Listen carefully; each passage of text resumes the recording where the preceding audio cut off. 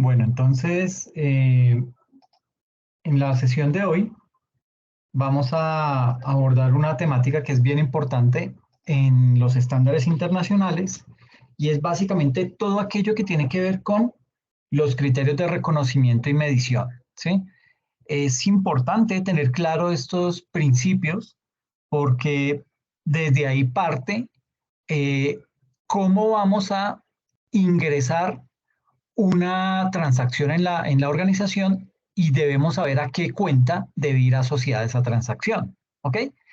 Entonces, partiendo de eso, digamos que el contenido que vamos a desarrollar el día de hoy está organizado de la siguiente manera. Vamos a hablar acerca de lo que es el principio de reconocimiento, luego hablaremos del principio de medición, hablaremos de la jerarquía del valor razonable y por último revisaremos un caso práctico. ¿Listo? Entonces, básicamente lo que, digamos que arrancando inicialmente con lo que es el principio de reconocimiento, eh, ¿qué es el reconocimiento? Digamos que ese proceso, bueno, ese reconocimiento es un proceso de incorporación de los elementos a los estados financieros. Es decir, hay una transacción en la organización y yo tengo que identificar si eso es un activo y si es un activo debo identificarlo si es un activo fijo o si es un inventario, ¿sí? Eh, Saber a dónde voy a clasificar esa transacción. Y para eso yo debo tener perfectamente clara la política contable, ¿ok? De las políticas contables vamos a hablar en una próxima sesión, pero básicamente a lo que hace referencia ese principio de reconocimiento es cómo yo ingreso una transacción a mi contabilidad. ¿Ok? Ahora, dice acá, ojo, el reconocimiento en los estados financieros primarios. ¿Cuáles son los estados financieros primarios? El estado de situación financiera, que antes se denominaba el balance general, el estado de resultados, que antes era el PG, el estado de cambios en el patrimonio o estado de flujos de efectivo. Ahora, ese reconocimiento de los estados financieros primarios no puede ser reemplazado con la revelación en las notas a los estados financieros. Eh, digamos que muchas veces se clasificaba una transacción a donde cayera y en esas revelaciones en las notas a los estados financieros se colocaba una mayor descripción de esa transacción. Entonces, como que decía, como que era una forma de lavarnos las manos los contadores para decir, ah, ok, puede ser que lo haya clasificado mal, pero mire que en la revelación yo lo aclaré. Entonces, ya básicamente la norma nos dice, mire, olvídese que usted va a poder utilizar las revelaciones, que son básicamente una explicación de una transacción importante en los estados financieros. Entonces, olvídese que ahora va a utilizar ese hecho, ese tema de las revelaciones en las notas a los estados financieros para dar claridad sobre una transacción sobre la cual usted tiene duda y no la supo clasificar. ¿Ok? Entonces, eso lo debemos eliminar. Ahora, digamos que hablando del principio de reconocimiento, eh, digamos que la recomendación y las buenas prácticas que se deben tener entre todos los que estamos implicados con la contabilidad es básicamente tener bien claro los conceptos y los requerimientos que dan las NIF para cada una de esas partidas que se quieren presentar en los estados financieros. Entonces, básicamente, digamos que yo aquí he traído apenas 4 definiciones. La primera definición es acerca del activo y me dice que activo, la definición que me da bueno, aquí hay que tener presente varios aspectos. Lo primero, si usted tiene duda con una transacción, lo primero que debe hacer es consultar el marco conceptual, ¿ok? El marco conceptual de las normas internacionales de información financiera. Ese marco conceptual, digamos que ahí tiene todas las definiciones que van de todas esas partidas, de toda esa terminología que manejamos ahora con el estándar internacional. Entonces, ahí me trae todas las definiciones. Entonces, el deber ser es, si yo tengo duda con alguna transacción, debo remitirme al tema, al marco conceptual, con el ánimo de documentarme frente a ese tipo de situación y poder decir, ah, ya sé, esto no es un activo fijo, sino que lo voy a llevar como un inventario, ¿ok? Entonces, partiendo de eso, ese marco conceptual trae todas las definiciones que se necesitan. Una de esas definiciones es, por ejemplo, la definición de qué es un activo. Y digamos que el marco conceptual nos define activo como un recurso que está controlado, y fíjese muy bien en esa palabra, en controlado, ¿sí? Es un recurso controlado, no que es un recurso que le pertenece a la organización, porque es que anteriormente el marco conceptual tenía esa definición. Es un recurso que le pertenece a la entidad como resultado de sucesos pasados. Hoy en día dice no, eso ya no digamos que no solamente todo aquello que le pertenece a la organización es un activo. Imagínese un concesionario de vehículos. Un concesionario, digamos que ellos tienen unos vehículos, pero ellos no han comprado esos vehículos. ¿Cómo es el modelo de negocio de un concesionario? El modelo de negocio es básicamente, yo tengo un espacio físico, ¿sí? Un local. Ese local, en el argot de los concesionarios, se denomina una vitrina.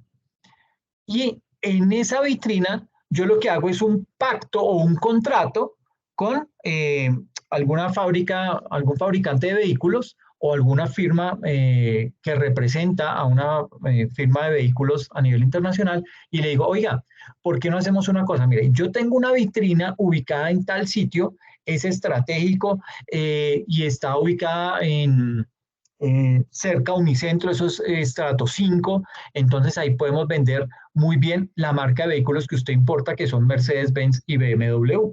Entonces, yo hago el contrato con esa firma, y esa firma me da a mí los vehículos, ¿ok? Pero hay una condición, y es que yo no los estoy comprando para venderlos, yo los estoy simplemente, hice un convenio con él. ¿Y en qué consiste el convenio? En que él me va a vender, él me va a surtir los vehículos, yo los voy a tener en mi vitrina, yo no le voy a cobrar la arriendo ni nada de eso, pero los vehículos, todo vehículo que yo venda, él me va a reconocer, qué sé yo, un 25% de la venta. ¿Ok? Entonces, si el vehículo vale 100 millones, entonces yo ya me estoy ganando 25 millones por la venta de ese vehículo. ¿Listo? Pero la ventaja es que el vendedor, digamos que el fabricante o el importador no tiene que preocuparse de que le vendan los carros, porque ese es mi problema como concesionario. Yo pongo los vendedores, yo pongo el espacio físico, yo hago la publicidad, yo hago todo, yo me encargo de mover ese negocio, ¿ok? Y él en contraprestación me da esos vehículos. Ahora bien, en esos vehículos, por estar dentro de un establecimiento físico, ¿sí? Una bodega que yo tengo, una vitrina que yo tengo, que me pertenece o que yo la arrendé, eh, por el hecho de yo tener los vehículos dentro del establecimiento, yo ya los puedo contabilizar como activos, y básicamente lo que estoy haciendo ahí es, y usted dirá, pero bueno, ¿por qué como activos si usted no los está, no le pertenecen a usted? No, no me pertenecen, pero yo los estoy controlando. ¿Qué quiere decir controlando? Yo estoy asumiendo los riesgos de tener esos activos bajo mi responsabilidad. Entonces, es mi responsabilidad ponerle un sistema de alarmas, tener vigilancia, un sistema contra incendios, todo eso es mi responsabilidad, y eso es algo que yo asumo y que le da garantía a la persona que me está dando esos carros para que yo los venda, le da tranquilidad de que los vehículos están protegidos. ¿Por qué? Porque yo estoy asumiendo ese riesgo, yo estoy controlando esos vehículos, ¿ok? Entonces, vuelvo a la definición, activo es un recurso controlado por la entidad como resultado de sucesos pasados y del cual se espera obtener beneficios económicos en el futuro. Entonces, primero, ¿es un recurso controlado? Sí, yo estoy asumiendo los riesgos, ¿ok? Yo me encargo de poner toda disposición para que ese negocio ande, ese modelo de negocio que yo he implementado, que es diferente al modelo de negocio del importador, porque el importador trae los carros de, qué sé yo, de Alemania, y los pone acá en Colombia, se encarga de todo el tema de nacionalización y legalización, y yo me encargo de venderlos, de comercializarlos. Entonces son dos modelos totalmente diferentes, pero el mío, yo lo que hago es, yo asumo la responsabilidad, asumo los riesgos de tener los vehículos en un espacio físico que yo controlo y dice ahí que como resultado de sucesos pasados, ¿qué suceso pasado hubo anteriormente? Un contrato en el cual yo le dije al importador, le dije, oiga, ponga los carros en mi vitrina y por cada carro que yo venda, usted me paga el 25%. ¿Listo? Y usted no se tiene que preocupar de espacios físicos, usted no tiene que pagarme arriendo, usted no tiene que pagar vigilancia, usted no tiene que pagar a los vendedores, usted no tiene que hacer absolutamente nada. Yo me encargo de todo eso. Y eso está inmerso dentro de ese 25%. Entonces, lo controlo, es fruto de un resultado de sucesos pasados porque para yo tener esos vehículos hoy en mi concesionario, tuve que haber hecho ese contrato. Y de esa negociación yo espero obtener unos beneficios económicos en el futuro. ¿Ok? Entonces, esa es la definición que nos da el marco conceptual desde la óptica de lo que es un activo. Y de la misma manera nos indica qué es un pasivo. Dime. Qué pena, no sé si de pronto entra así como activo o algo así, pero ¿qué pasa, por ejemplo, con la fuerza militar y eso? Con la fuerza militar, ¿en qué aspecto puntualmente? De soldado, por decirlo así. Lo que consideraría como los activos ahí en cuanto a los soldados o algo así. ¿Cómo se maneja eso? ¿Con los soldados? Sí, pues Bueno, digamos que los soldados es un recurso humano, ¿sí? sí, pero Tengo entendido. ¿Perdón? o sea, dejando de la persona como tal, sino ya pasemos de pronto que no, que las armas o de los uniformes, incluso hay de pronto que cuando usan animales. Ok, entonces, dependiendo el uso que se le va a dar a ese tipo de bienes dentro de la institución, se cataloga como activo y dentro de activo se puede catalogar de diferentes maneras. Por ejemplo, los tanques de guerra. Entonces, usted, digamos que ahí se va a clasificar como un activo fijo, ¿sí? Un activo fijo que va a tener digamos que cada activo de esos, por su particularidad, es decir, un tanque de guerra, eso debe tener un modelo, debe tener una marca, debe tener una historia, ese activo como tal, con el propósito de poder determinar cada cuánto se le han cambiado repuestos, qué repuestos se les han cambiado, cuándo lo compramos, cuándo se espera que se deprecie. Todo ese tipo de cosas lo debemos tener perfectamente claro para poder llevarnos ese bien y reconocerlo como un activo fijo dentro de los estados financieros de las Fuerzas Armadas. ¿Ok? Lo mismo pasa con los vehículos, con las armas, ¿sí? Eso, pues digamos que se consideran activos fijos porque hacen parte del desarrollo del objeto social de esa organización, en este caso las fuerzas militares. Entonces, el objeto social de las fuerzas militares es cuál? Brindar seguridad al pueblo colombiano. Y para poder brindar seguridad al pueblo colombiano yo necesito vehículos, necesito helicópteros, necesito barcos, necesito armas, y digamos que todo eso irá o está dentro del estado financiero, dentro del estado de situación financiera de esa institución bajo el concepto de activos fijos. ¿Ok?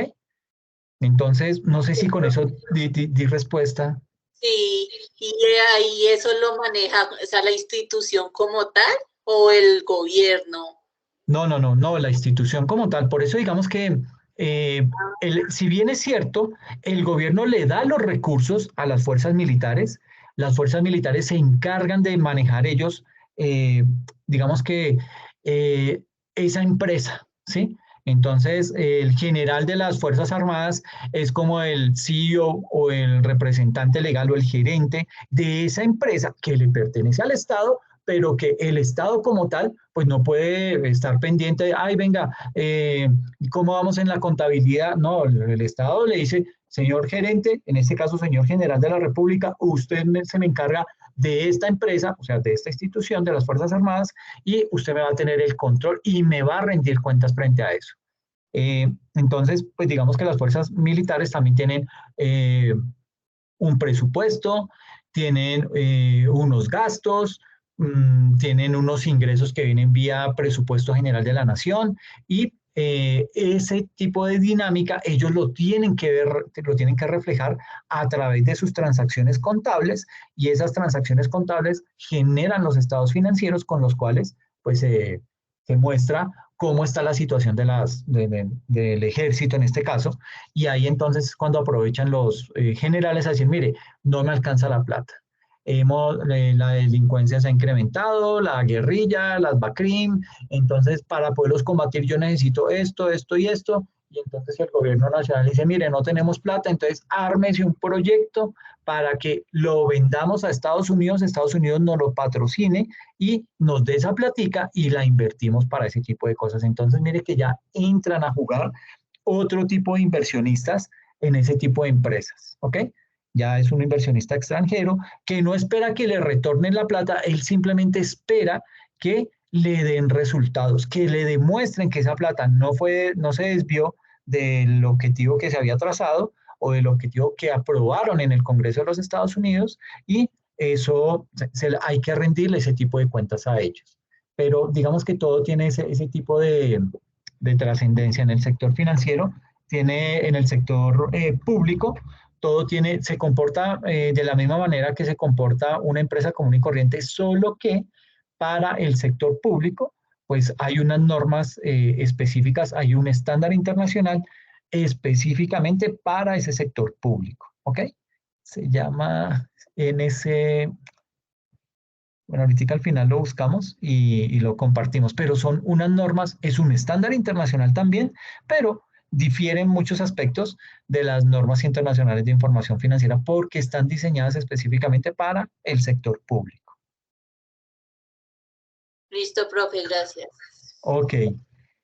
Entonces, volviendo al tema de las definiciones, el marco conceptual nos muestra cuál es la definición de un pasivo y nos dice que un pasivo es una obligación presente, es una obligación que yo tengo hoy, no es una obligación que tuve ayer, antier, hace un año, no es una obligación que tengo hoy vigente, que la pude haber adquirido hace un año, pero que hoy todavía está viva, eso es otra cosa. Pero esa obligación está activa, está vigente, ¿listo? Entonces, es una obligación presente de una entidad surgida de procesos pasados. Entonces, yo fui y pedí un préstamo al banco hace un año y dije que lo iba a pagar en 3 años. Entonces, a hoy, esa obligación está vigente, ¿ok? Y tengo esa obligación, ¿por qué? Porque pedí ese préstamo hace un año. O sea, es producto de un suceso pasado. Al vencimiento de la cual, o sea, cuando se venza esa obligación, al vencimiento de la cual y para cancelarla, la entidad espera desprenderse de recursos que incorporan beneficios económicos. Es decir, para yo poder pagar esa obligación, yo tuve que haber sacado esos recursos eh, del objeto social que estoy desarrollando como empresa para poder destinar el pago de esa obligación. Entonces, todo esto tiene una razón de ser. Si usted está metiendo una transacción, por ejemplo, el pago de la pensión de los niños, ¿sí? Y usted lo esconde ahí como gastos generales, que es básicamente lo que hacen muchos gerentes, muchos propietarios de empresas que digamos que inflan los gastos o meten dentro de los gastos de las empresas los gastos personales. Entonces, el arriendo o la cuota mensual del apartamento, los gastos del carro personal del gerente, todo ese tipo de cosas que no deberían estar porque si es el carro que le pertenece al gerente, que es propiedad del gerente, pues eso no hace parte de la actividad del objeto social que está desarrollando la empresa, ¿sí? Que le sirve para movilizarse, ok, entonces yo más bien le pago unos gastos de rodamiento, pero yo no le voy a pagar la cuota del carro porque eso no está digamos que a menos que ese carro sea de la empresa, pero si el carro está a nombre del gerente, yo no tengo por qué, como empresa, meter eso dentro de los gastos de las organizaciones. Esa era, digamos que la gran pelea y era el argumento que se estaba dando por parte del ministro de Hacienda y del mismo presidente de la República para poder indicar que les iba a quitar beneficios a las grandes empresas y los iba a poner a pagar más. ¿Por qué? Porque dentro de esos gastos generales de las empresas estaban metiendo otras cosas que no tienen nada que ver con el objeto social de la organización. Entonces, ¿qué es lo que pasa? Que la DIAN no tiene el recurso humano ni el recurso técnico para ponerse a mirar toda la minucia de los gastos de las diferentes empresas. Lo hace ya ahora con un nivel un poco más de detalle, porque ya tiene mucha más información, ya viene mucho más discriminada, la puede categorizar, etcétera, etcétera. Pero digamos que hace 4 o 5 años eso era imposible. Había que dar un salto de fe y creerle a esos gastos. Por eso es que los gerentes, los dueños de empresas, pues dijeron, ah, listo, esto aquí con la DIAN es fácil porque mire, yo meto todos estos gastos y nunca se dan cuenta. ¿Ok? Entonces, pues digamos que hay que tener mucho cuidado con ese tipo de cosas porque yo debo reconocer como pasivo únicamente las obligaciones que hacen parte de el desarrollo de mi objeto social.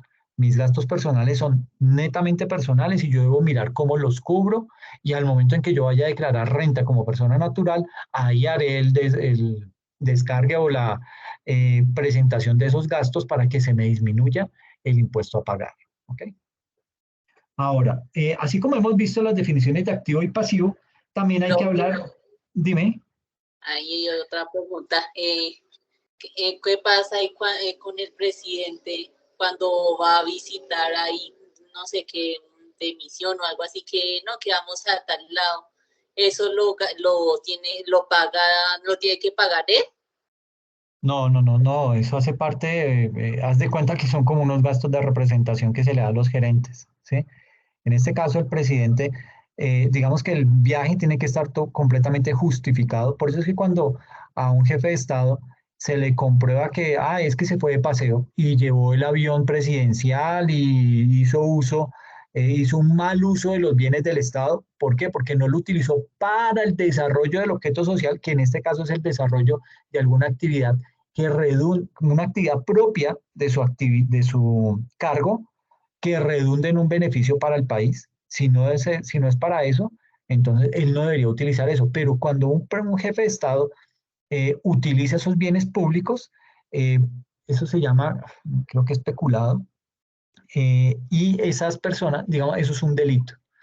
Eh, y frente a ese tema, pues digamos que el jefe de Estado, pues él tiene que estarse moviendo, sobre todo dentro del país, ¿sí? Entonces viaja a un lado, en la mañana está en un sitio, en la tarde ya está en otro, y no es solamente el avión presidencial, si es acá dentro del país, se mueve vía helicóptero, y no es solamente el helicóptero donde va él, sino que va toda la comitiva, entonces van los guardaespaldas, van médicos por si hay un atentado, etcétera, etcétera. Entonces se mueven 6, 7 helicópteros, eso es un platal, pero todo eso está debidamente justificado porque ellos deben indicar, ok, vamos para tal lado, ¿por qué? Porque hubo un derrumbe y tenemos que estar al frente de eso para poder dar instrucciones y mirar qué es lo que está pasando allá y ver qué tipo de ayuda es la que se va a dar.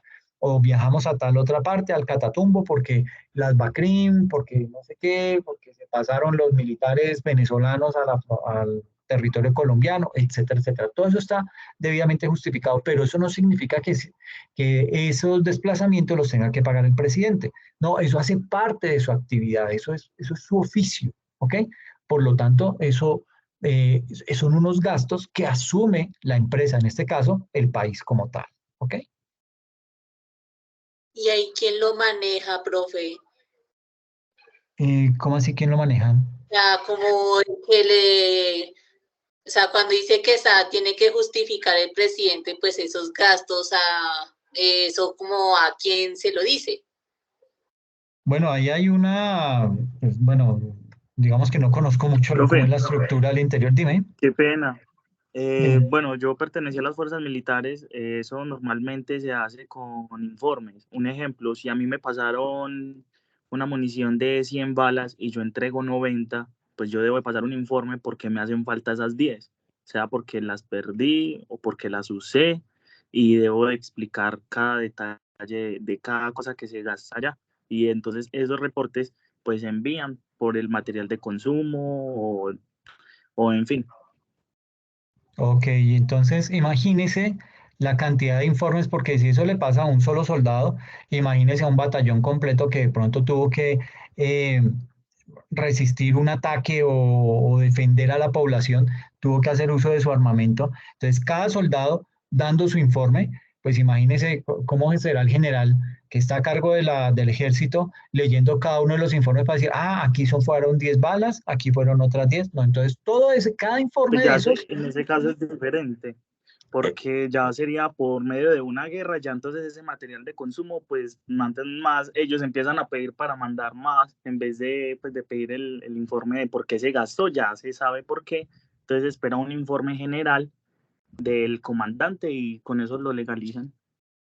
exactamente. Entonces, ¿qué hacen? Básicamente, esos gastos, que en este caso es el uso de esa munición, esos gastos se consolidan y se indica, mire, por tema de munición nos gastamos tantos miles de millones de pesos. ¿Por qué? Porque tuvimos tales ataques, tales confrontaciones, hubo que resistir ataque o hubo que combatir fuertemente a las disidencias, la razón que sea.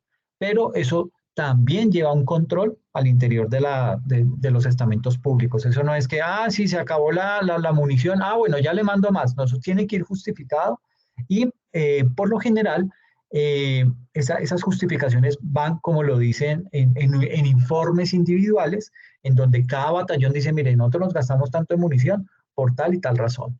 El otro batallón dice, ¿por qué Y el, razón? y el Ministerio de...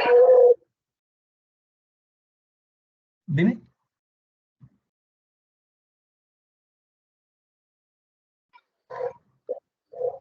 Es que se te fue el audio.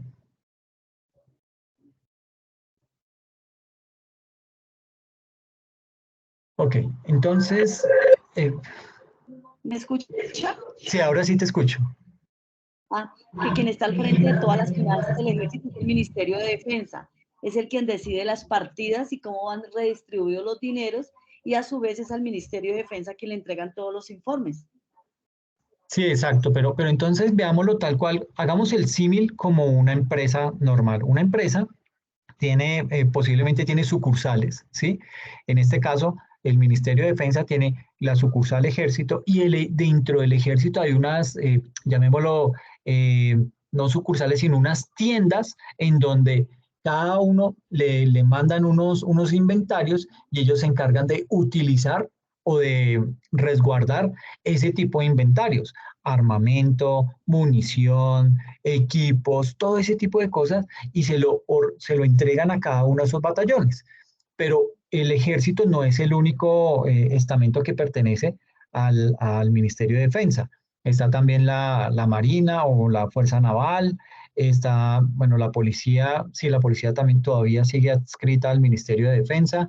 Entonces, a cada uno de ellos le tienen que mandar diferente dotación y todo eso, o sea, cada una de esas entidades, ejército, la naval, la policía, cada uno de ellos se encarga de consolidar sus estados financieros y se los mandan al ministerio y el ministerio se encarga de presentar un único estado financiero consolidado de todos los estamentos de todos esos estamentos que pertenecen o que están bajo la autoridad del Ministerio de Defensa y presenta un solo estado financiero al gobierno nacional.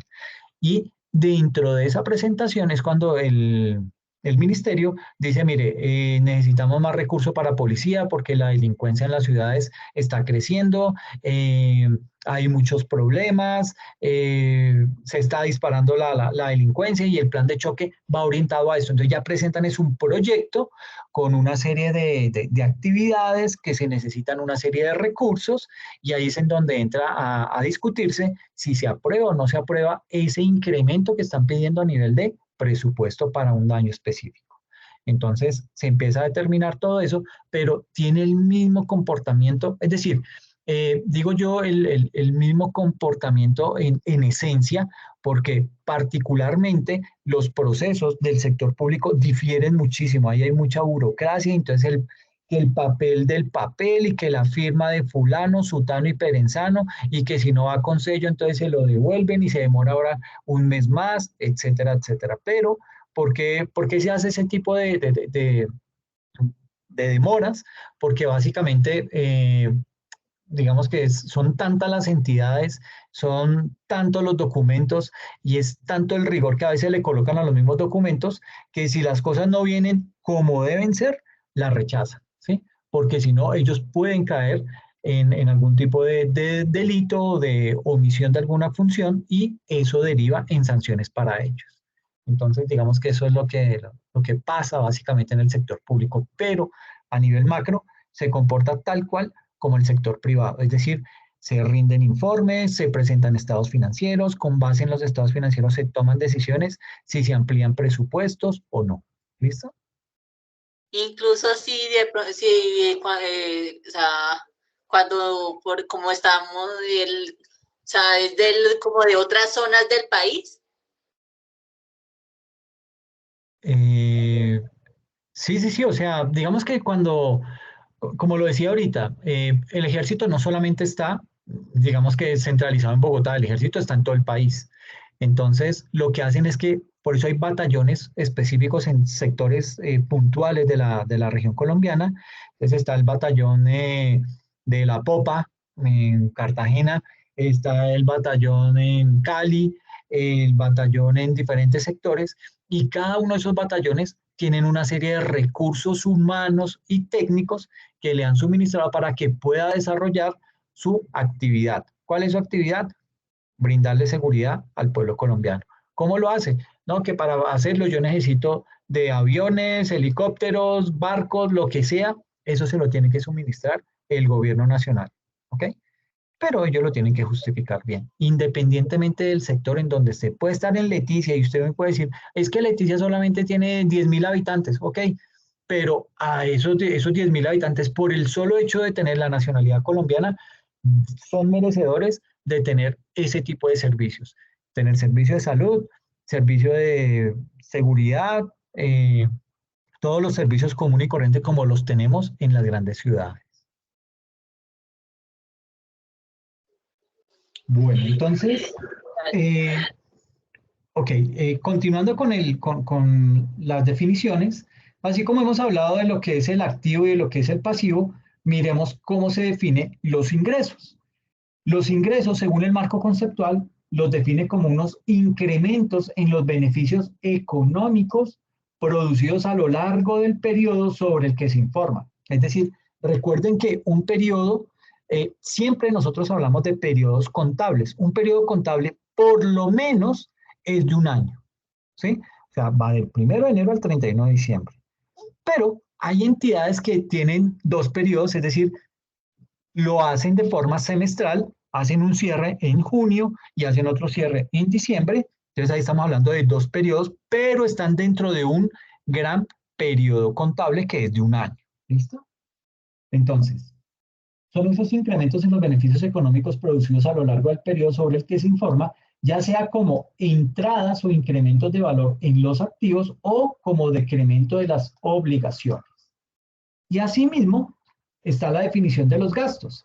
Y los gastos los define el marco conceptual como esos decrementos en los beneficios económicos producidos a lo largo del periodo sobre el que se informa a manera de salidas o disminuciones del valor de los activos o bien por la generación o aumento de los pasivos. Entonces, mire que uno debe seguir un conducto regular cuando estamos en el área contable. Es decir, lo primero que yo debo hacer en el área contable es documentarme frente a las políticas contables de la organización, saber qué se considera activo fijo, porque usted puede tener una cocedora y dice, no, la cocedora, eso es un bien. Yo me acuerdo que Alexander me decía en la clase de introducción a las normas internacionales que todo aquello que se utilice para el desarrollo del objeto social debe ser un activo fijo y la cocedora yo la necesito para desarrollar mi actividad y eso es una actividad propia de mi empresa. Entonces yo llevo esa cocedora como un activo fijo. Falso. No puede hacer eso. ¿Por qué? Porque se desgasta el área contable. Imagínese llevándole una hoja de vida a una cocedora, cada cuánto le cambia cada cuánto la carga ya ni me acuerdo, con ganchos de cocedora. ¿Qué pasa si se daña? Le tengo que dar de baja contablemente, la tengo que descargar del inventario de activos fijos, la voy a depreciar. Eso es un desgaste. No digo que no se pueda, pero es innecesario. Es decir, aquí tiene que jugar claramente el principio de la materialidad. ¿Qué es la materialidad en términos contables? Es el grado de importancia que se le da a un bien dentro de la organización. Por ejemplo, yo puedo determinar que a nivel de activos fijos yo voy a catalogar como activo fijo aquello que cumpla con el principio de materialidad.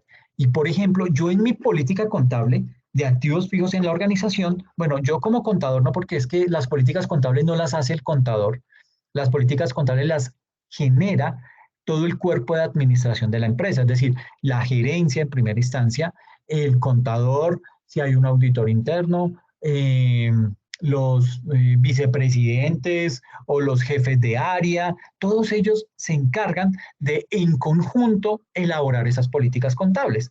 Cuando ya están depuradas y ya están totalmente preparadas esas políticas contables, se procede a firmarlas e implementarlas. Entonces, mirando específicamente a la política contable de los activos fijos, ¿qué pasa?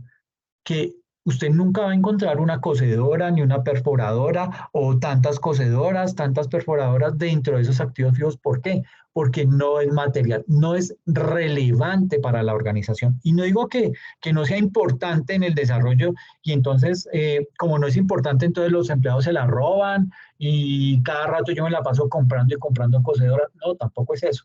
Pero yo calculo como contador, calculo la materialidad de lo que van a ser mis activos fijos. Y yo puedo decir que voy a contemplar que un activo fijo es aquel que se utiliza para el desarrollo del objeto social de la empresa y que mínimo tiene un precio de 5 millones de pesos. De ahí para arriba, todo lo que cumpla con esa condición de que se utiliza para el desarrollo del objeto social de la organización y cumple con ese precio de 5 millones, eso es un activo fijo.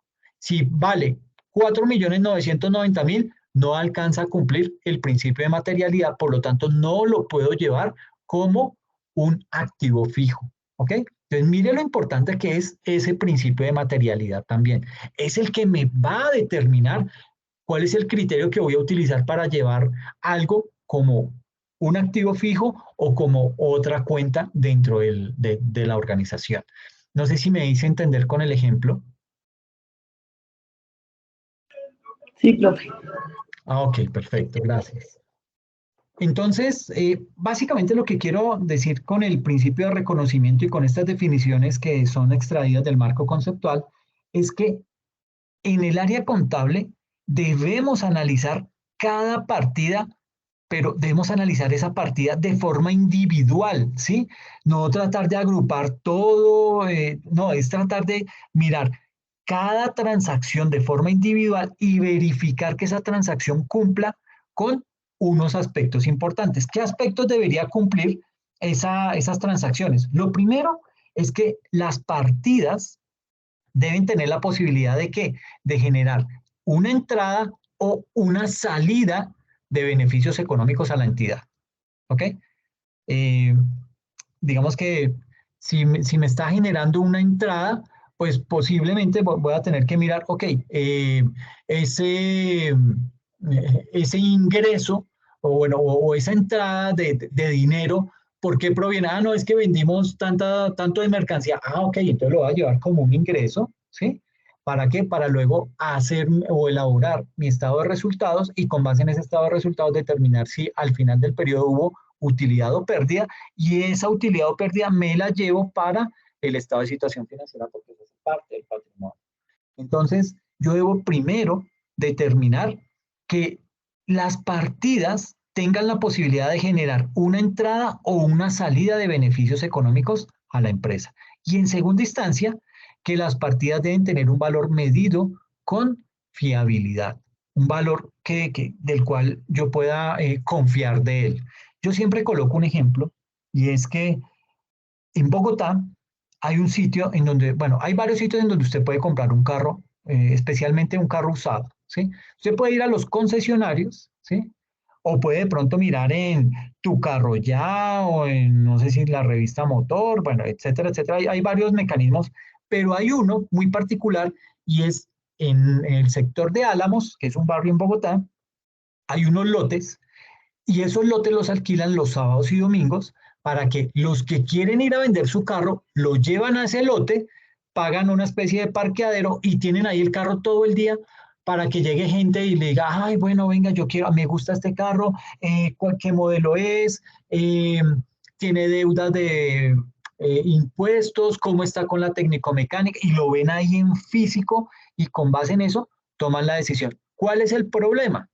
Que si bien es cierto, usted dice, eso tiene la característica de un mercado, ¿sí? ¿Por qué? Porque es un sitio físico en donde convergen personas que ofrecen un producto, en este caso los que quieren vender su carro, y hay unas personas que quieren comprar ese carro. Entonces tiene o cumple con la definición completa de mercado, ¿ok?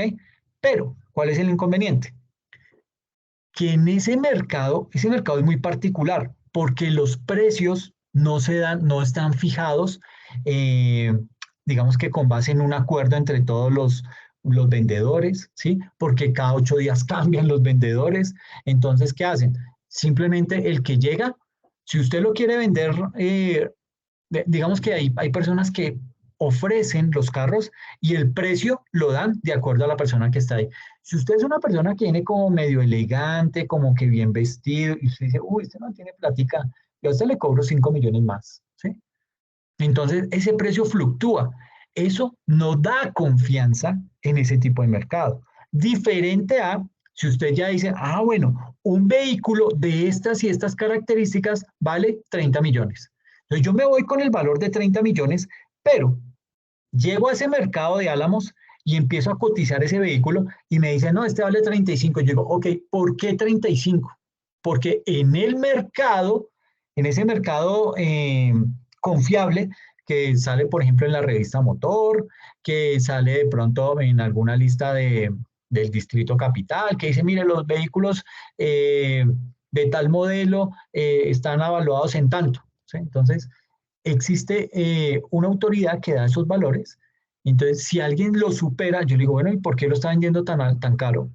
No, es que este tiene rines de lujo, tiene planta de sonido, tiene luces y barras de neón, todas esas cosas que le colocan a los carros. Entonces uno dice, pues, pucha, sí, pues muy chévere y todo, pero no, yo no necesito el carro para tenerlo, o sea, para salir con mi novia, irme a la calera y sí, no me interesa eso. Yo lo necesito para ponerlo a trabajar en las plataformas. Entonces a mí no me sirve una planta, a mí no me sirven las luces de neón, los rines, bueno, pues sí, serán muy chéveres, puedo vivir con ellos, pero lo demás no me interesa. Entonces le digo, ok, le digo a ese vendedor, no me sirve, los 35 no los tengo, ¿por qué no le doy 30 y quite la planta de música y quíteme las barras de neón? Y llévese usted eso y yo me quedo con lo que realmente me interesa. El vendedor dirá, bueno, sí, hagámoslo o no, yo lo vendo completo porque yo qué voy a hacer con eso. Entonces, pues digamos que ahí empieza uno a negociar. Pero ese es el inconveniente que surge en ese tipo de mercados. El precio fluctúa y fluctúa drásticamente. Entonces, ¿qué pasa? Cuando el precio fluctúa, no es un mercado confiable. ¿Ok?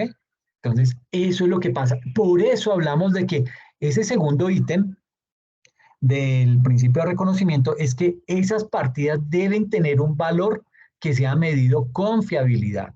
¿Listo? Ahora, sucede que el estándar internacional, bueno, específicamente las NIF, Profe, dime. entonces eso también lo consideran las empresas cuando compran, no sé, un automóvil eh, para uso exclusivo en la empresa. Claro, las empresas tienen que conocer realmente cuál es el valor del mercado, ¿sí? Y aparte, yo le exijo al que me lo está vendiendo, yo le exigiré factura electrónica, ¿sí? Esa factura electrónica le va a generar posiblemente a ese vendedor una ganancia ocasional, ¿sí? Habrá que mirar si cumple con los topes, pero digamos que eso, para yo poder registrar la entrada de ese vehículo en mi contabilidad o hacer que ese vehículo haga parte de los bienes de la empresa, yo debo hacerle la entrada vía contable. Y hacerle la entrada vía contable me exige tener un documento soporte legal, me exige haberme desprendido de ese bien, y yo tuve que haberlo pagado con un cheque, ¿sí? O sea, eso no es que usted vaya y saque la plata en efectivo y fue y se la entregó en efectivo. Digamos que exige uno una serie de protocolos que se deben cumplir, y ya cuando eso se cumple, pues digamos que yo ya hago el ingreso de eso. También pues me dan puede que sea una garantía, en fin, digamos que uno empieza a exigir una serie de cosas como comprador para garantizar que ese bien cumple con las características que yo necesito. Y esto no solamente pasa a nivel de vehículos, esto pasa con maquinaria, ¿sí? Máquinas remanufacturadas, ¿sí? Que se suelen traer mucho de Estados Unidos, en donde las máquinas ya cumplen su etapa, su ciclo de vida. Hay empresas que se dedican a comprar esa maquinaria, la repotencian esas máquinas, alargan su vida útil y las venden a un precio mucho más barato. Entonces, muchas empresas en Colombia compran esa maquinaria, la importan y les sale mucho más barato. Pero sí, en efecto, ellos deben cumplir con todas las características legales, porque si no, si usted no tiene cómo soportar, imagínese una visita de la DIAN que le diga, ok, muéstreme las facturas de los vehículos que tiene hoy vigentes y que prestan un servicio en la organización. Y usted saca todo su portafolio y hay uno que no tiene factura ni nada. ¿Cómo dice usted, bueno, que ese vehículo hace parte o que ese vehículo está dentro del inventario de los activos fijos de la organización, si no tiene un soporte que muestre que ese bien realmente pertenece a la organización? Entonces, posiblemente, si usted está mostrando que tuvo un gasto por ese concepto, pues posiblemente la DIAN le diga, y no señor, eso no se lo reconozco, no existe un documento, no existe algo que indique que ese bien pertenece a la organización, y viene una sanción para usted como empresario. ¿Por qué? Por no tener las cosas claras. ¿Ok? Entonces, todo ese tipo de situaciones van orientadas a eso, a dar confianza, no solamente a la parte de la gerencia, sino también digamos que transmitir una confianza al sector gubernamental, transmitir confianza a los socios de la organización, a los dueños de la empresa, transmitir confianza al público en general, en donde estamos diciendo, mire, nosotros estamos haciendo las cosas bien, estamos comprando todo como debe ser, con documentos legales, estamos desarrollando nuestro objeto social bajo los principios de legalidad en Colombia. Entonces no hay nada que ocultar, ¿sí? Pero cuando usted ya empieza a esconder cosas y ay, esto no, esto tampoco, y no lo declaremos, ya ahí empiezan a haber cosas ocultas que uno puede decir, mire, aquí hay algo raro, y es nuestra función como contadores, entonces, propender porque ese tipo de situaciones no se empiezan no se vuelvan paisaje al interior de la organización, sino por el contrario, poderles hacer la recomendación de que esa es una mala práctica, de que no deberíamos estar haciendo eso, porque algo que nos obliga a nosotros a pagar impuestos es que estamos desarrollando una actividad que nos genera unas entradas, que nos genera unos ingresos, y que con esos ingresos nosotros podemos pagar la planta de personal, seguir creciendo a nivel de compra de maquinaria y equipo, de pronto comprar eh, finca raíz para tener nuestras propias bodegas, oficinas, etcétera, etcétera, e ir creciendo. ¿Ok? Entonces, como les decía, pues digamos que el estándar internacional, con ese enfoque de aplicar el criterio profesional, porque es que aquí también juega una parte muy importante, y es el famoso criterio profesional del contador, ¿sí?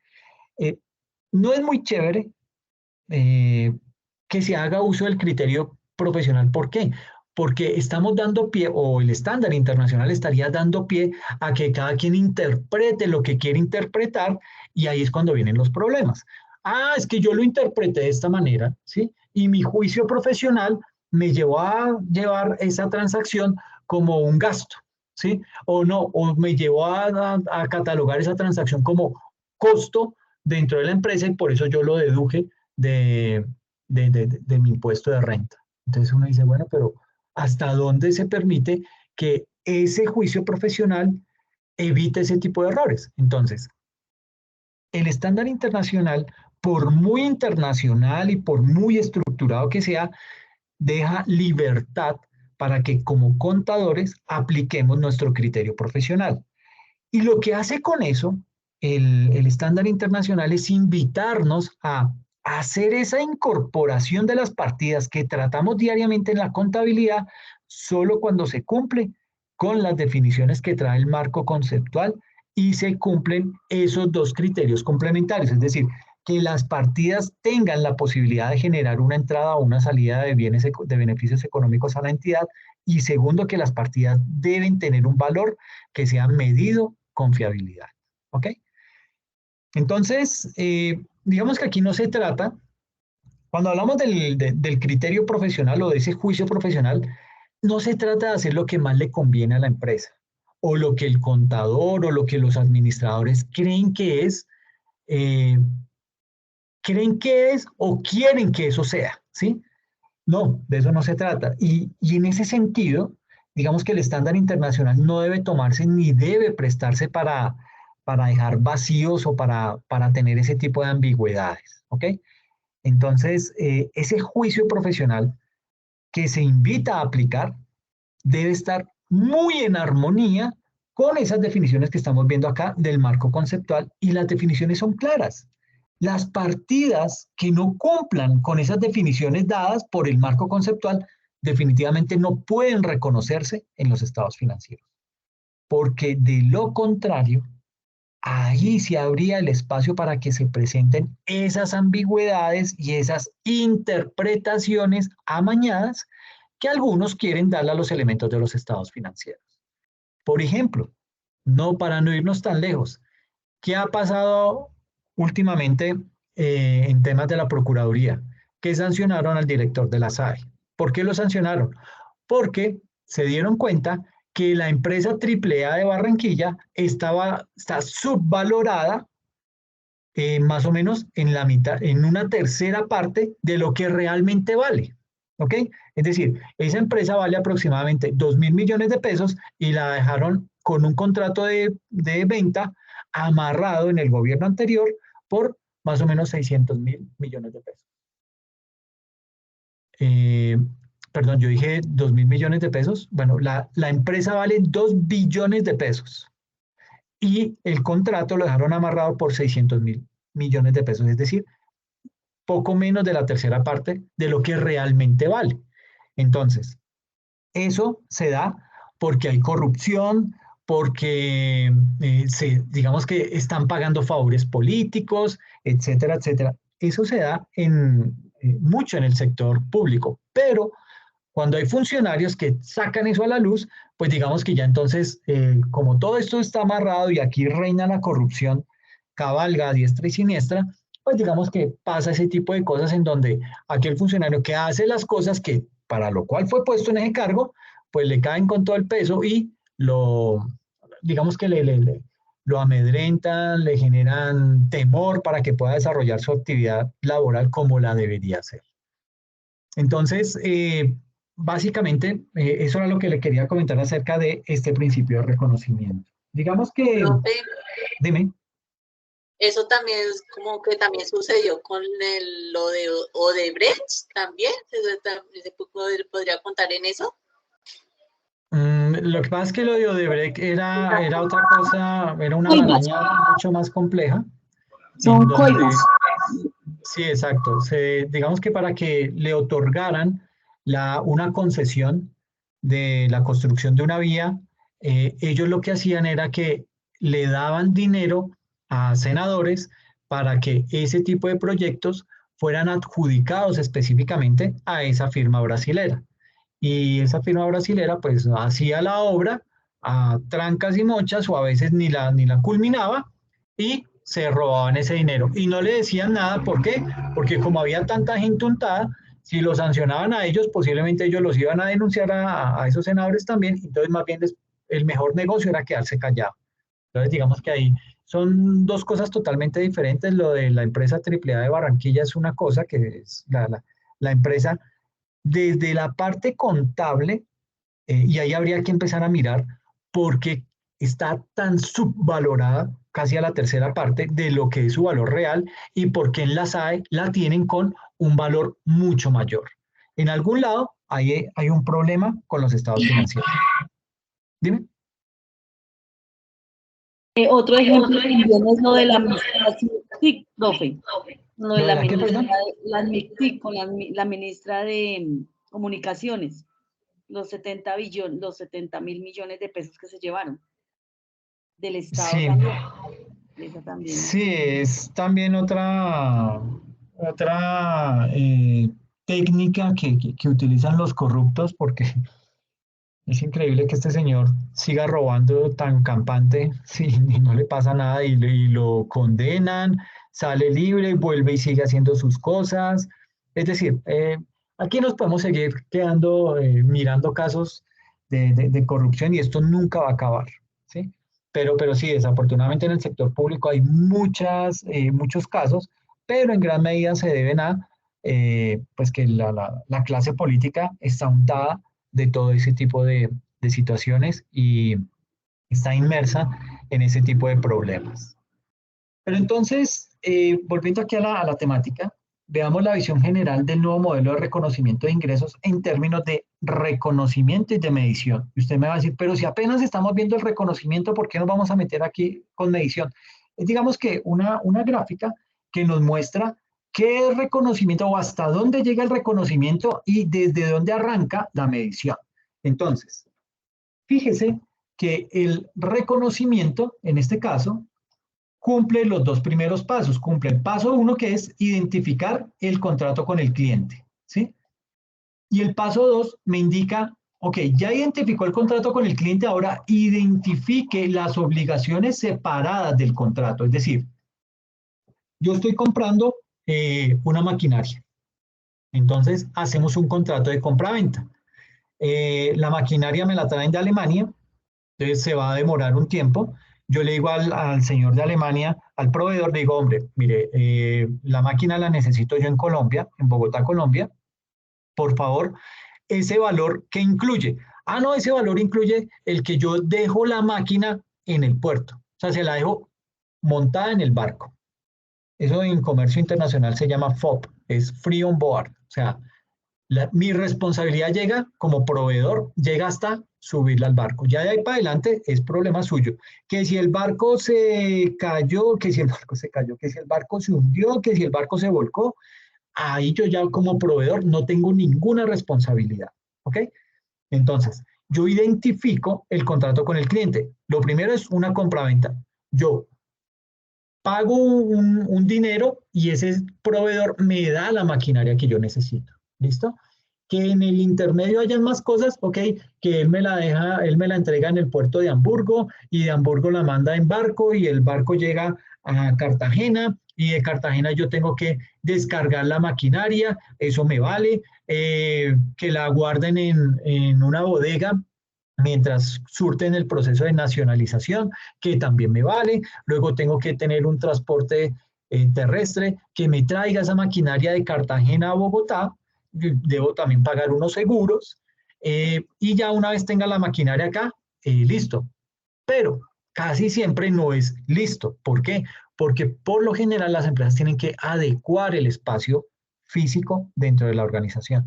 Y ese espacio, esa adecuación y todas esas arandelas que me implicaron, digamos que la maquinaria me costó $50,000, pero traerla hasta Bogotá y que ya esté funcionando, yo incurrí en unos gastos de 30 millones más. Entonces, 50,000, pongamos la tasa de cambio a 5,000, entonces estamos hablando de 250 millones más 30 millones de más que me costaron las otras arandelas. Estamos hablando que esa maquinaria me costó realmente 280 millones de pesos. ¿Ok? Entonces, esas arandelas lo que hacen es que me incrementan el costo de ese activo fijo que yo acabo de adquirir. ¿Listo? Entonces, aquí en el reconocimiento yo lo que estoy haciendo es identifiqué que es un contrato de compraventa. Yo estoy comprando un producto y por la compra de ese producto me comprometo a pagar $50.000. ¿Listo? Segundo paso, identifico las obligaciones separadas del contrato. Entonces, ¿cuáles obligaciones separadas? Yo como comprador me comprometo a pagarle el 50% durante 2 días, en 2 días le hago el giro y tan pronto haya recibido ese giro, el vendedor despachará la maquinaria y la pondrá en el puerto y tan pronto esté en el puerto yo le pago el saldo. Entonces digamos que están las obligaciones separadas.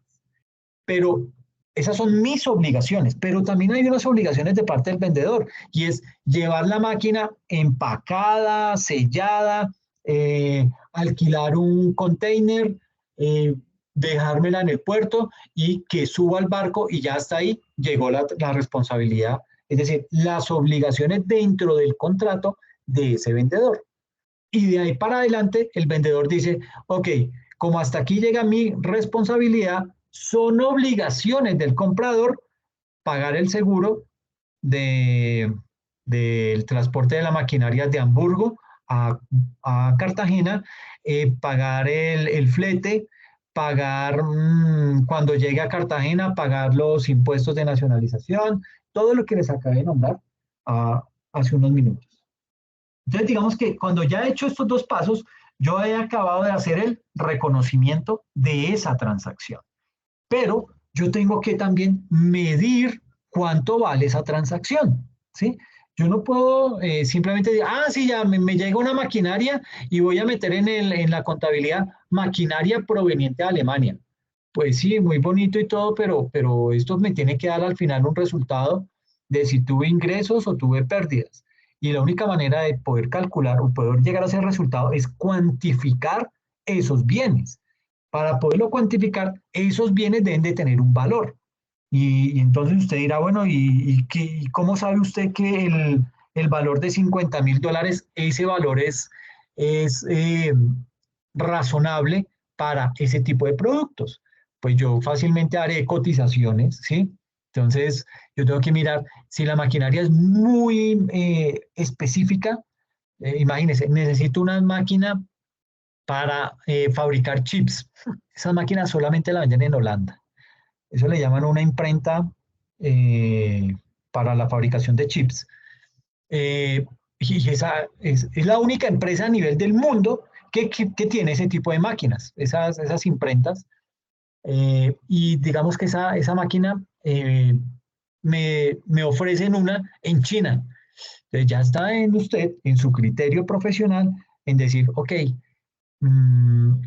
¿será que me aguanto con la máquina china que me sale más barata?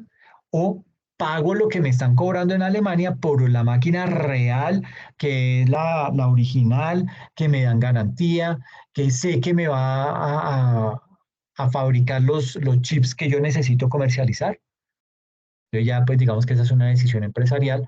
¿Qué pasa? Que la imprenta, digamos que vale $50.000 en Países Bajos y en China esa máquina, no la misma, sino esa máquina de esas características me vale 10.000. Entonces imagínese, ya ahí usted pues le dará desconfianza y dirá, pero si no tiene plata, pues compre la China, ¿sí? Pero básicamente a donde quiero llegar es a que uno tiene que mirar el mercado, ¿sí? Entonces, como les hablaba de los carros, si usted necesita un vehículo, pues usted mira cómo está el mercado de vehículos en su ciudad o en su país, ¿ok? Y de ahí determina cuál es el valor que puede llegar a pagar por ese bien, por ese vehículo. Pero cuando se trata de mercancía, de maquinaria o de insumos que son muy sofisticados, pues usted no se puede dar mucho el lujo de ponerse a mirar en varios mercados porque posiblemente no existen esos varios mercados, existe un solo mercado y le toca ¿qué? Someterse a ese precio, ¿ok? Puede que le salga muy caro, puede que no le salga tan caro, pero pues digamos que al no haber más mercados, pues le toca asumir ese tipo de precios. Entonces, lo primero que uno hace, una vez yo ya he realizado el contrato con el contrato de compraventa con ese proveedor, determino cuál es el precio de la transacción, ¿ok? Entonces, ese precio de la transacción, yo tuve que haber hecho primero un estudio de, bueno, me vale $50,000, listo. ¿Cuánto vale el flete en barco? ¿Cuánto vale el seguro? ¿Cuánto me vale el alquiler del container? ¿Cuánto me vale la nacionalización de la mercancía acá en Colombia? ¿Cuánto me vale el transporte a Bogotá? ¿Cuánto me vale el seguro de ese transporte a Bogotá, de Cartagena a Bogotá? ¿Cuánto me vale la adecuación física? Y de pronto si tengo que capacitar a algunos empleados para que manejen esa maquinaria. Entonces, todo eso es el costo o el precio de la transacción, ¿ok? Entonces, yo tengo que empezar a revisar ese tipo de situaciones. En el paso 4, cuando ya he hecho el tercero, paso el cuarto, que es básicamente distribuir el precio de la transacción entre las obligaciones del contrato. ¿Cuánto es el IVA? ¿Sí? ¿Cuánto es el valor real de la maquinaria? No es que usted va a separar, va a decir, entonces gastos de nacionalización, gastos de seguro, ¿sí? No, no, ¿por qué? Porque esos costos en los que usted está incurriendo para tener la máquina en funcionamiento son un mayor valor del activo, ¿ok? Entonces, eso hay que tenerlo presente, ¿listo? Eso hacemos, digamos que vamos a estar hablando mucho de ese tipo de situaciones dentro del desarrollo de la materia. Y el paso quinto ya es básicamente entrar a contabilizar los ingresos a medida que la entidad satisface sus obligaciones. Entonces, yo primero reconozco y luego hago la medición de ese bien para incorporarlo en la contabilidad de la organización. Para hacer ese tema del reconocimiento, se deben cumplir 3 requisitos. El primer requisito es el cumplimiento de la definición. ¿Qué es eso del cumplimiento de la definición? Digamos que para ese cumplimiento de la definición, es decir, para que esas transacciones puedan ser reconocidas dentro de la contabilidad de la organización, se debe tener que, o se debe partir del hecho que el cumplimiento de la definición, digamos que imprime esa relevancia a la información. ¿Por qué? Porque los elementos tienen capacidad de influir en la estimación de los flujos de efectivo futuros. Ahora, esta condición no es la única, no es suficiente. Es necesario que la información supere un doble análisis que está relacionado ¿con qué? Con la relevancia y con la fiabilidad. ¿Ok? El segundo requisito es que sean probables los flujos de efectivo asociados al elemento. Es decir, la maquinaria que trajimos de Alemania, pues yo debo tener un estudio de cuántas unidades voy a producir con esa maquinaria, cuántas voy a vender, a qué precio las voy a vender y con base en eso estimo mi utilidad. Entonces estoy estimando los flujos de efectivo que se van a derivar de esa maquinaria y tener en cuenta que esa maquinaria está controlada o bueno, que esos flujos de efectivo están controlados en unos niveles aceptables por el usuario, de manera que esa consideración de esos flujos de efectivo sea importante para la organización, sea relevante. Y el tercer requisito es que el elemento se pueda medir con fiabilidad. ¿Ok? Entonces, digamos que debe ser posible obtener una medida del elemento, es decir, de esa maquinaria que acabamos de comprar allá en Alemania. Debemos tener eso, digamos que debemos tener una medida. Por lo general, esa medida es en dólares, ¿ok? Entonces, digamos que la medición no tiene por qué ser exacta, ¿sí? Digamos que la incertidumbre forma parte del proceso de formulación de los estados financieros. Siempre hay un grado de incertidumbre dentro de la contabilidad. Ahora, a la información se le exige que esa información esté libre de error. ¿Para qué? Digamos que entre más transparente sea la información que digamos que se tiene en el área contable, pues mucho más confianza va a generar al momento de tomar decisiones, al momento de rendirle cuentas a los inversionistas, etcétera, etcétera. Entonces, a esa información se le exige que esté libre de error. Y para evitarlo, se recurre en ocasiones a revelar información en las notas a los estados financieros y digamos que ahí como que se hace una descripción mucho más amplia acerca de qué es lo que está pasando con esa transacción específica. ¿Ok? Y les hablaba acerca de lo que era la incertidumbre. La incertidumbre puede estar referida a varios aspectos. La primera es que la incertidumbre puede hacer referencia a la existencia de los elementos. La incertidumbre puede hacer referencia a los flujos de efectivo que se van a derivar en forma de cobros o de pagos. Y la incertidumbre puede estar referida a la medición de los elementos. ¿Ok? Es decir, en todo concepto, ¿por qué hay incertidumbre? Imagínense que yo estoy calculando los ingresos de esa maquinaria que todavía no la tengo, posiblemente todavía no la he pagado, pero yo ya tengo que hacer una estimación de unos ingresos. Entonces, en esa estimación, ahí hay un grado de incertidumbre. ¿Qué tipo de incertidumbre? Yo no sé, yo no sabía que iba a haber paro, yo no sabía que iba a haber bloqueos, y esos bloqueos no me permitieron sacar la mercancía se deterioró y tocó catalogarla como desperdicio.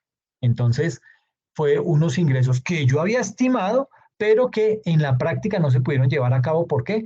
Porque hubo eventos externos que no fueron contemplados. ¿Por qué? Porque yo nunca me imaginé que fuera a pasar eso, ¿sí? Eso es incertidumbre, ¿ok? Ahora,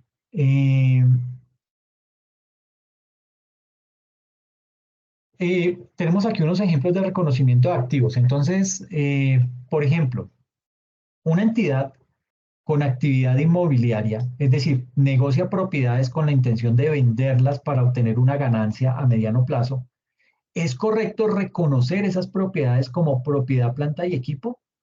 ¿O las debemos reconocer como propiedades de inversión o como inventarios? ¿Ustedes qué creen?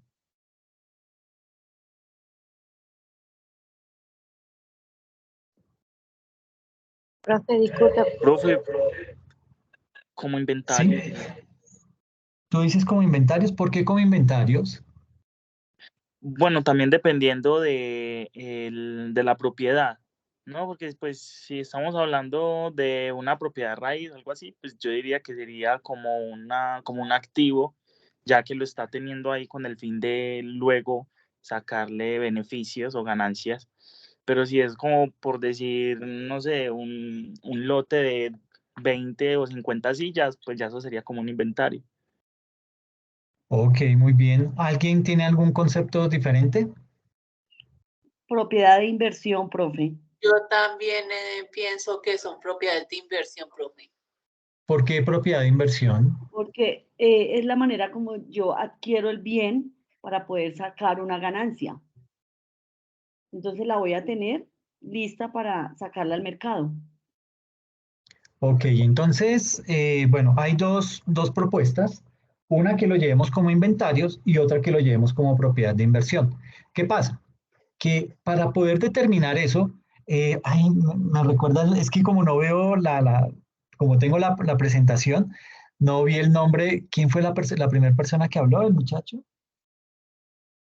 Daniel Daniel. Ochoa, profe. Daniel, muchas gracias. Daniel hizo un análisis muy interesante y es que él dijo, mire, como es una actividad inmobiliaria, pues yo tengo que determinar que, o sea, yo considero que son inventarios porque como mi actividad inmobiliaria, como mi modelo de negocio es comprar bienes raíces para venderlas y a raíz de esa venta poder tener una utilidad. Entonces, si es para eso, yo lo catalogo como inventarios. ¿Ok? No las catalogo como propiedad de inversión. ¿Por qué? Porque la propiedad de inversión, bueno, ¿cómo llevo yo una propiedad de inversión? Por lo general, yo tengo, y voy a colocar un ejemplo, eh, compré un edificio, ¿sí? Como empresa. Yo me dedico a la fabricación de productos precocidos congelados. Y vi una oportunidad de negocio y compré ese edificio. Dije, no, ese edificio lo está regalado, lo voy a comprar de una vez y vamos a arreglarlo, vamos a adecuarlo y vamos a poner ahí las oficinas y nos va a quedar todo cerca y chévere, ¿sí? Pero ¿qué pasó? cuando compró la propiedad de inversión dijo, uy, no, me quedé sin plata, ya no puedo hacer esas obras de adecuación, entonces más bien lo que va a hacer es lo voy a arrendar. Entonces, cuando usted compró ese bien, como su modelo de negocio es vender productos precocidos congelados y no es comprar casas para vender casas o comprar edificios para vender edificios, ese bien entró como propiedad, planta y equipo, como un bien de la organización. ¿Por qué? Porque se tenía proyectado tener ahí las oficinas de la empresa. ¿Qué pasó? Que con el paso del tiempo me quedé sin plata, tuve que invertirla en otro tipo en más inventarios, en otras cosas, entonces tuve que dejar ese edificio que había comprado y que yo pensaba hacerle unas adecuaciones físicas, ya no tengo el dinero para eso. Entonces, ¿qué hago? Digo, ok, no lo voy a utilizar para mí como empresa, sino que lo voy a arrendar. La obligación mía es sacar ese bien de la propiedad, planta y equipo, llevármelo como propiedad de inversión. ¿Por qué? Porque yo voy a empezar a obtener empezar a obtener un pago de arriendo por concepto de uso de ese bien. Entonces, miren que son dos cosas totalmente diferentes. El modelo de negocio de la actividad de la agencia inmobiliaria que compró esa propiedad con el objetivo de venderla y a raíz de esa venta obtener una utilidad, pues ese es el desarrollo de su modelo de negocio. Como a eso es a lo que se dedica, pues esa propiedad entra como inventario, ¿ok? No como propiedad de inversión ni como propiedad planta de equipo, directamente entra a formar parte del inventario del comerciante inmobiliario.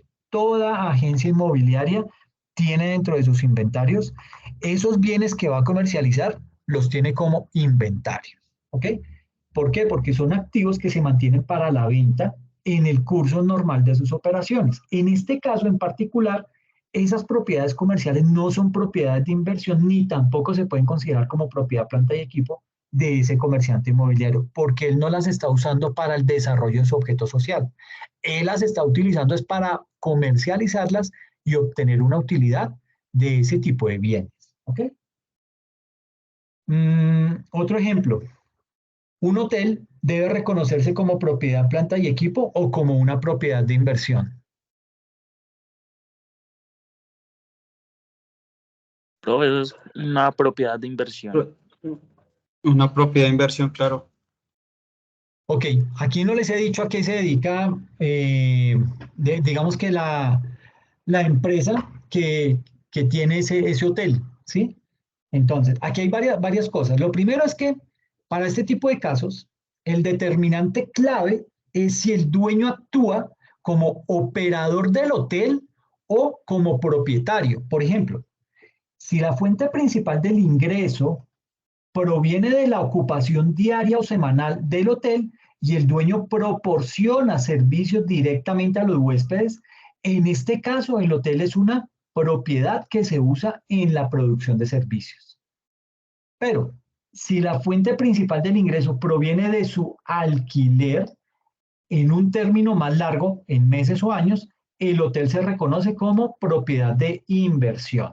Entonces, mire que depende del uso que yo le vaya a dar. Si yo voy a tener el hotel y dentro del hotel yo voy a prestar servicios, ahí lo contemplo es como propiedad, planta y equipo. ¿Por qué? Porque lo estoy utilizando en el desarrollo de mi objeto social. Mi objeto social es la hostelería, ¿sí? Mientras que si yo lo que tengo es un hotel y le digo a un tercero, oiga, le arriendo ese hotel, hermano, usted sáquele provecho porque yo no sé nada de hotelería, yo me enredo con eso, no sé nada de administración hotelera y turística, usted sí, entonces se lo arriendo. Ah, bueno, perfecto. Entonces ahí, yo tenía ese hotel en propiedad, planta y equipo, ahora lo saco de propiedad, planta y equipo y lo llevo como propiedad de inversión. ¿Por qué? Porque ahora me va a generar una renta, voy a tener ese bien como una inversión de la cual voy a obtener unos beneficios. ¿Okay?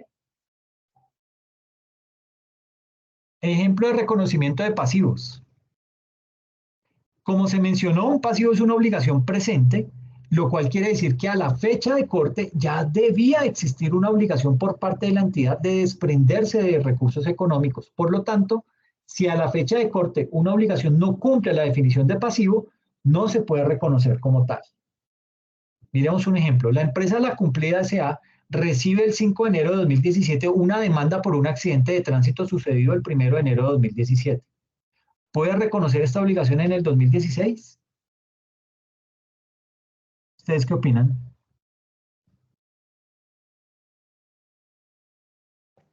Profe, Sí. pues ahí mismo, pienso yo, no, pues ahí mismo dice que, que el accidente fue en 2017, ¿no? Perfecto, muy bien.